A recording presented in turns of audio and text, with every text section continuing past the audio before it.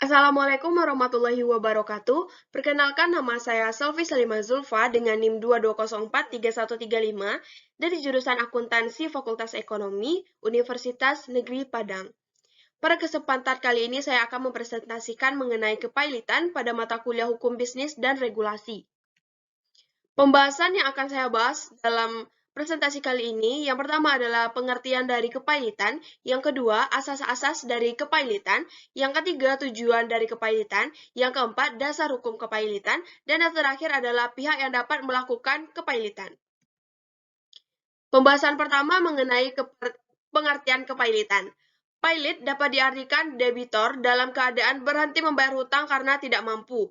Berdasarkan pasal 1 Undang-Undang Nomor 37 Tahun 2004 tentang kepailitan dan penundaan kewajiban pembayaran utang atau Undang-Undang Kepailitan, kepailitan adalah sita umum atas semua kekayaan debitor pailit yang pengurusan dan pemberesannya dilakukan oleh kurator di bawah pengawasan hakim pengawas. Pembahasan kedua mengenai asas-asas kepailitan. Ada 4 asas kepailitan. Yang pertama, asas keseimbangan undang-undang.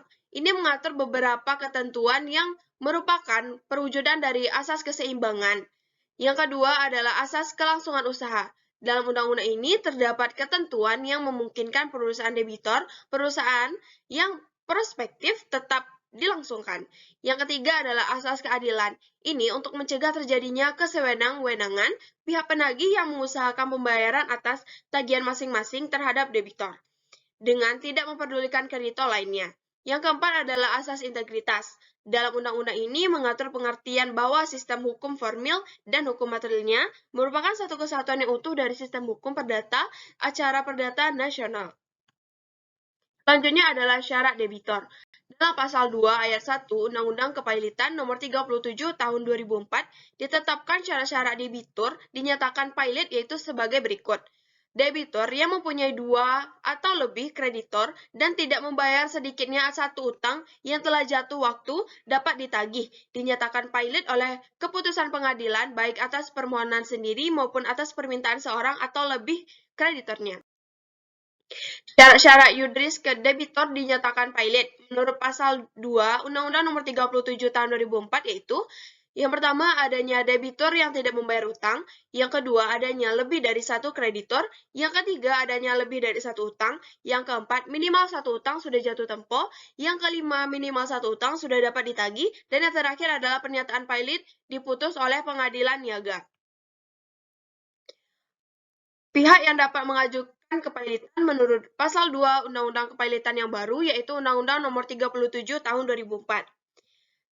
Debitur itu sendiri, selanjutnya seorang atau lebih kreditur, selanjutnya kejaksaan atau kepentingan umum, selanjutnya Bank Indonesia dalam hal debitur merupakan bank, dan pengawas pasar modal atau BAPEPAM dalam hal debitur merupakan perusahaan efek. Selanjutnya, materi keuangan dalam hal debitur merupakan perusahaan asuransi, perusahaan resuransi, dana pensiun, atau BUMN yang bergerak di bidang kepentingan publik. Selanjutnya adalah pihak debitur, satu atau lebih kreditur, jaksa untuk kepentingan umum, Bank Indonesia jika debiturnya bank. Selanjutnya, BAPEPAM jika debiturnya bank. Dan yang terakhir adalah Menteri Keuangan jika debiturnya perusahaan asuransi, perusahaan resuransi, dana pensiun, atau BUMN yang bergerak di bidang kepentingan publik. Selanjutnya, saya akan membahas mengenai tujuan kepailitan. Tujuan utama dari kepailitan adalah untuk melakukan pembagian antara para kreditur atas kekayaan debitur atau kurator. Kepailitan dimaksudkan untuk menghindari terjadinya sitaan terpisah atau eksekusi terpisah oleh kreditur dan menggantikannya dengan mengadakan sitaan bersama sehingga kekayaan debitur dapat dibagikan kepada semua kreditur sesuai dengan hak masing-masing.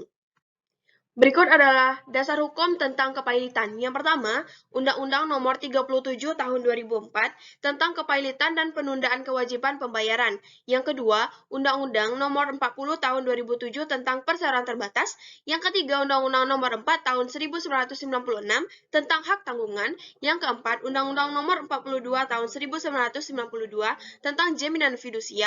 Yang kelima, pasal yang terdapat dalam Kitab Undang-Undang Hukum Perdata atau BW, yaitu pasal 1131 sampai 1134.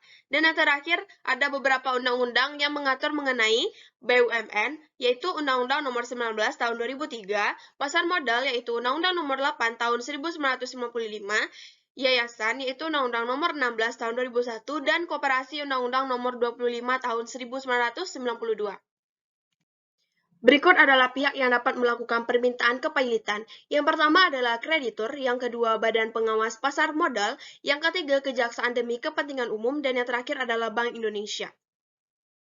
Saya mengambil dua contoh perusahaan yang mengalami pailit. Yang pertama itu PT Mega Lestari Unggul.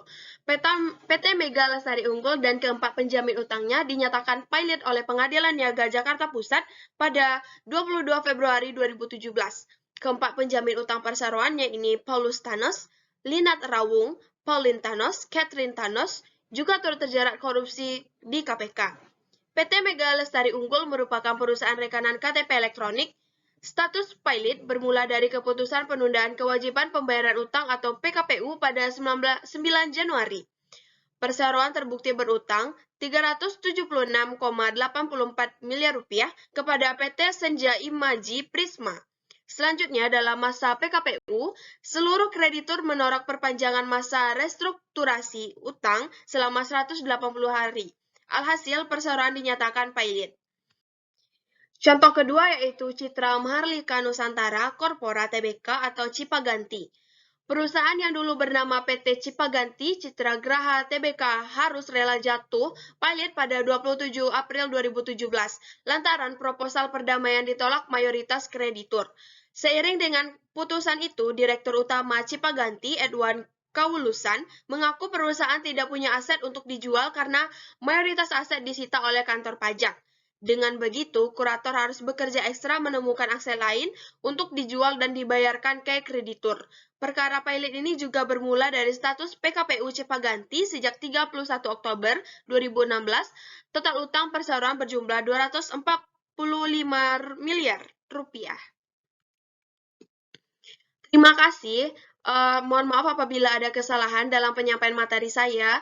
Assalamualaikum warahmatullahi wabarakatuh.